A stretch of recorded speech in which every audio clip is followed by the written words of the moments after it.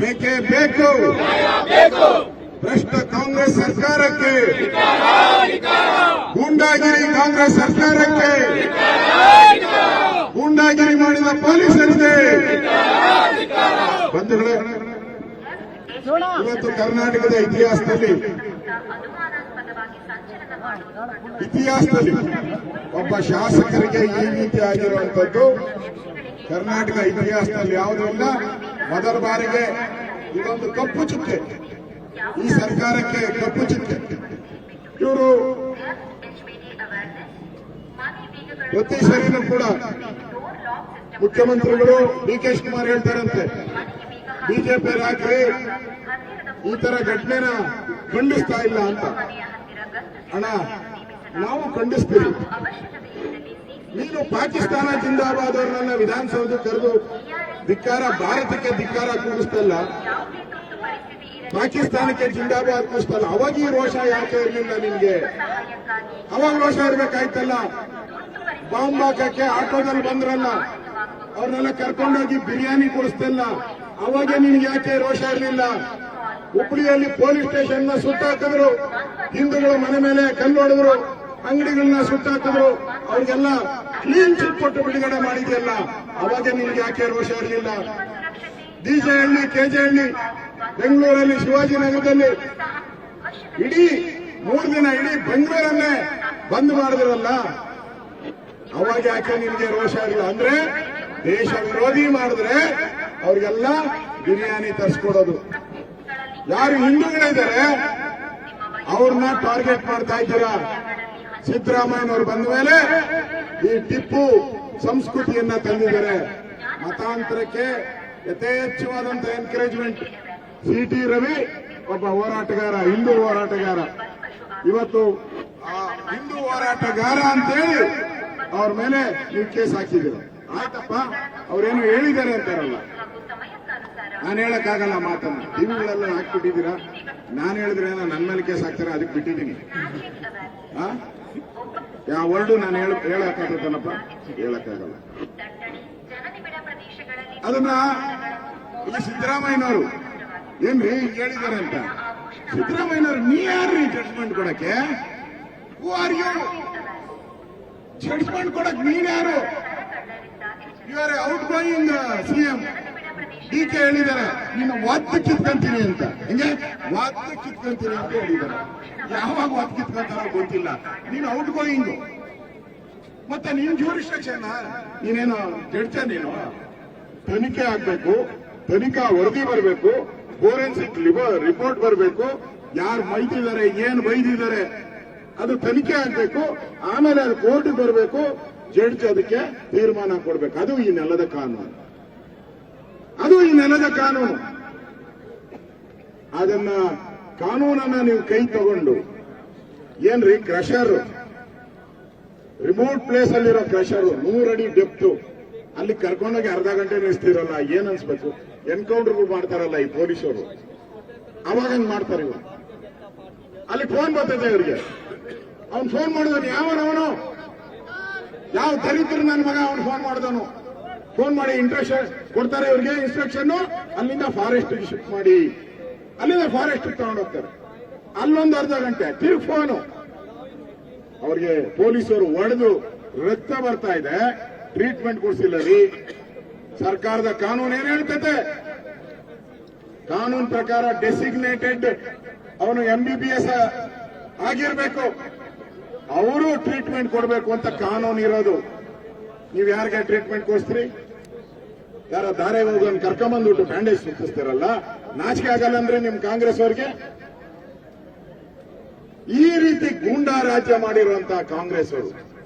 ಹಿಂದೆ ಬಿಹಾರಲ್ಲಿ ಲಲ್ಲು ಪ್ರಸಾದ್ ಅಂತ ಇದ್ದ ಒಬ್ಬ ಮನೆಯಾಳ, ಆ ಮನೆಯಾಳ ಗೂಂಡಾ ರಾಜ್ಯ ಮಾಡಿದ್ದ. ಈಗ ಅವ್ರ ಸಂತತಿ ಇವರು ಕರ್ನಾಟಕನೂ ಗೂಂಡಾ ರಾಜ್ಯ ಮಾಡ್ತಾ ಇದ್ದಾರೆ. ಕರ್ನಾಟಕನೂ ಕೂಡ ಗೂಂಡಾ ರಾಜ್ಯ ಮಾಡ್ತಾ ಇದ್ದಾರೆ. ಇದರ ವಿರುದ್ಧ ನಾವು ಹೋರಾಟ ಮಾಡ್ತಾ ಇದ್ದೀರಿ.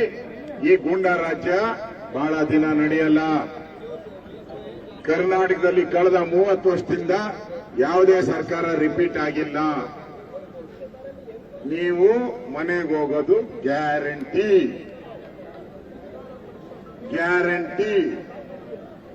ನೀವು ಮನೆಗೆ ಹೋಗೋದು ಗ್ಯಾರಂಟಿ. ಅವಾಗ ಎಲ್ಲೋತೀರಪ್ಪ? ಔತ್ಕೊಳಕ್ಕೆ ಕಾಡ್ಗೆ ಹೋಗ್ಬೇಕು, ಕಾಡಕ್ ತಾನೇ ಹೋಗ್ಬೇಕು. ಕಾನೂನ ಕೈ ತಗೊಂಡು ಪೊಲೀಸ್ ಸ್ಟೇಷನ್ ನೆಲ್ಲ ಕಾಂಗ್ರೆಸ್ ಆಫೀಸ್ ಮಾಡಿದಿರಲ್ಲ ಈ ಅಧಿಕಾರಿಗಳು. ಕಾನೂನು ಪ್ರಕಾರ ಇನ್ವೆಸ್ಟಿಗೇಷನ್ ಆಫೀಸರ್ ಏನಿರ್ತಾರೆ ಐಒ, ಅವ್ರಿಗೆ ಕಮಿಷನರ್ ಡೈರೆಕ್ಷನ್ ಕೊಡಂಗಿಲ್ಲ, ಡಿಜಿ ಡೈರೆಕ್ಷನ್ ಕೊಡಂಗಿಲ್ಲ. ಯಾರು ಐಒ ಇರ್ತಾರೆ ಪೊಲೀಸ್ ಇಲಾಖೆಯಲ್ಲಿ ಅವರಿಗೆ ಪೂರ್ತಿ ಅಧಿಕಾರ ಇದೆ. ಇಲ್ಲೇನು ಇಲ್ಲ, ಫೋನ್ ಮೇಲೆ ನಡೀತಾ ಇದೆ ಎಲ್ಲ. ಇಂಥ ದುರುಳ ಕಾಂಗ್ರೆಸ್ ಒಂದ್ ರೀತಿ ಮಾನವ ಹಕ್ಕುಗಳನ್ನ ವೈಲೇಟ್ ಮಾಡಿದ್ದಾರೆ. ಊಟ ಕೊಟ್ಟಿಲ್ಲ, ನೀರು ಕೊಟ್ಟಿಲ್ಲ, ದರ ದರ ದರ ಅಂತ ಹೇಳ್ಕೊಂಡು ಹೋಗೋದು ಟಿವಿಯಲ್ಲೆಲ್ಲ ತಾವು ತೋರಿಸಿದ್ದೀರಾ. ಇದು ನ್ಯಾಯನಾ? ತಪ್ಪು ಮಾಡಿದ್ರೆ ಕಾನೂನು ಶಿಕ್ಷೆ ಇದ್ದಾರೆ ಕೋರ್ಟ್ ಕೊಡಕ್ಕೆ. Who are you Congress people? ನಾಳೆ ನಿಮ್ಗೆ ನೋಡಿ ರೊಟ್ಟಿ ತಿರುವಾಕದಂಗೆ ಇದು. ಪೊಲೀಸರೇ, ನೀನ್ ಪೊಲೀಸ್ ಅಂತಾನಪ್ಪ ಅಲ್ಲ, ರೆಕಾರ್ಡ್ ಮಾಡ್ಕೊಳಪ್ಪ ಪೊಲೀಸನು ಚಂದ ಮಾಡ್ಕೊ. ನಿನ್ಗೂ ಬೇಕಾದದ್ದು ಇದು, ಪೊಲೀಸವ್ರಿಗೂ ಬೇಕು. ರೆಕಾರ್ಡ್ ಚಂದ ಮಾಡ್ರಿ, ನಾನು ಹೇಳೋದೆಲ್ಲ ಮಾಡಿ. ರೊಟ್ಟಿ ಹೆಂಗಿರ್ತದೆ ಈ ಜೋಳದ ರೊಟ್ಟಿ ತಿರುವಾಕ್ಬೇಕು. ತಿರುವಾಗ್ತೈತೆ. ಅವಾಗ ಎಲ್ಲೋತೀರಾ? ಕಾನೂನನ್ನ ವೈಲೇಟ್ ಮಾಡಿ ನಾನು ಹೇಳ್ತಾ ಇರೋದು. ನೀವು ಕಾನೂನನ್ನ ವೈಲೇಟ್ ಮಾಡಿದ್ದೀರ ಪೊಲೀಸರು. ನಾವು ಮಾನವ ಹಕ್ಕುಗಳಿಗೆ ಇದನ್ನ ಕಂಪ್ಲೇಂಟ್ ಕೊಡ್ತಾ ಇದ್ದೀರಿ. ನಾವು ಮಾನವ ಹಕ್ಕುಗಳಿಗೆ ಕಂಪ್ಲೇಂಟ್ ಕೊಡ್ತೀರಿ. ನೀವೆಲ್ಲ ಕಟಕಟೆಯಲ್ಲಿ ನಿಲ್ಲಬೇಕು. ಹೋಗಿ ಕಾನೂನನ್ನ ದುರುಪಯೋಗ ಮಾಡ್ಕೊಂಡಿದ್ದೀರಾ ನೀವು.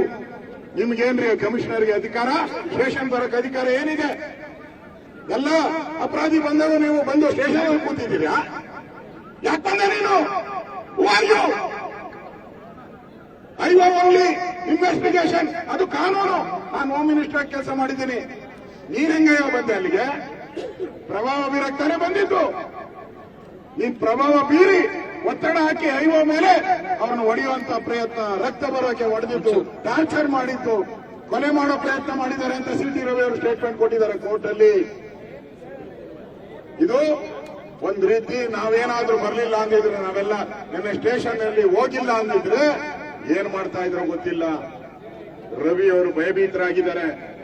ದೇಶದ ಜನಕ್ಕೆ, ರಾಜ್ಯದ ಜನತೆಗೆ ನಾನು ವಿನಂತಿ ಮಾಡ್ತೀನಿ, ಈ ಗೂಂಡಾ ರಾಜ್ಯ ಇನ್ಮೇಲೆ ಎಲ್ಲ ಎಂಎಲ್ಎಗಳು, ಎಂಎಲ್ಸಿಗಳು ಯಾರು ದಯವಿಟ್ಟು ವಿಧಾನಸೌಧಕ್ಕೆ ಬರಕ್ ಮುಂಚೆ ಒಂದು ಬೇಲ್ ಅಪ್ಲಿಕೇಶನ್ ಹಾಕಬಿಡಿ. ಮೊದಲು ಬೇಲ್ ತಗೊಂಡು ಆಮೇಲೆ ವಿಧಾನಸೌಧ. ಯಾಕಂದ್ರೆ ಇದು ಲಲ್ಲೂ ಪ್ರಸಾದರ ಬಿಹಾರದ ಗೂಂಡಾ ರಾಜ್ಯ. ಇದು ಎಚ್ಚರಿಕೆಯಿಂದ ನಾವು ಹೊಡಿಬೇಕಾಗ್ತದೆ. ಇವತ್ತು ವಿಧಾನಸೌಧನೂ ಸೇಫ್ ಇಲ್ಲ, ವಿಧಾನಸೌಧನೂ ಸೇಫ್ ಇಲ್ಲ. ರವಿ ಅವ್ರ ಮೇಲೆ 40 ಜನ ಗೂಂಡಾಗಳನ್ನ ವಿಧಾನಸೌಧದೊಳಗಡೆ ಹೆಂಗ್ರಿ ಬಿಟ್ರಿ ನೀವು? ಹೆಂಗೆ ಅವ್ರು ಬಂದು ಅಟ್ಯಾಕ್ ಮಾಡಿದ್ರು?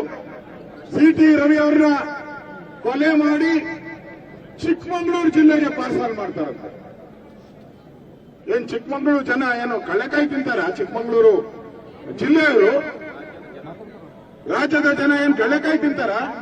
ಅವರು ಥ್ರೆಟನ್ ಮಾಡಿರೋದು ಅದೆಲ್ಲ ರೆಕಾರ್ಡ್ ಆಗಿದೆ. ಈಗ ಕಂಪ್ಲೇಂಟ್ ಅಲ್ಲಿ ರೆಕಾರ್ಡ್ ಮಾಡಿದಿರಿ. ಕೊಲೆ ಮಾಡಿ ನಿನ್ನ ಬಾಡಿನ ಕಳಿಸ್ತೀನಿ ಅಂತ ಹೇಳಿದರೆ ಕಾಂಗ್ರೆಸ್ ಅವರೇ, ಹಿಂದೂ ಹೋರಾಟಗಾರರ ಮೇಲೆ ಈ ರೀತಿ ನೀವು ಮಾಡೋ ಅಂಥದ್ದು ಕಾನೂನನ್ನ ಕೈಗೆ ತಗೊಂಡ ಎಷ್ಟು ಸರಿ ತಪ್ಪಿದ್ರೆ ಅದು ಕೋರ್ಟ್ ಇದೆ. ನೀವ್ಯಾವನ್ರಿ ಕೊಡಕ್ಕೆ ಶಿಕ್ಷೆ? ಆ ದೃಷ್ಟಿಯಿಂದ ನಾವು ಇವತ್ತು ನಮ್ಮ ರಾಜ್ಯದ ಅಧ್ಯಕ್ಷರು, ನಮ್ಮ ಎಂ.ಎಲ್. ಅವರು, ನಮ್ಮ ಉಪನಾಯಕರು, ನಮ್ಮೆಲ್ಲ ಜಿಲ್ಲಾಧ್ಯಕ್ಷರು, ನಮ್ಮೆಲ್ಲ ಎಂಎಲ್ಎಗಳು ನಾವು ಹೋರಾಟ ಮಾಡ್ತಾ ಇದ್ರಿ. ಈ ಹೋರಾಟವನ್ನ ತಾರ್ಕಿಕ ಹಂತಕ್ಕೆ ಕೊಡ್ತೀರಿ. ನ್ಯಾಯ ಸಿಗ್ಬೇಕಷ್ಟೇ.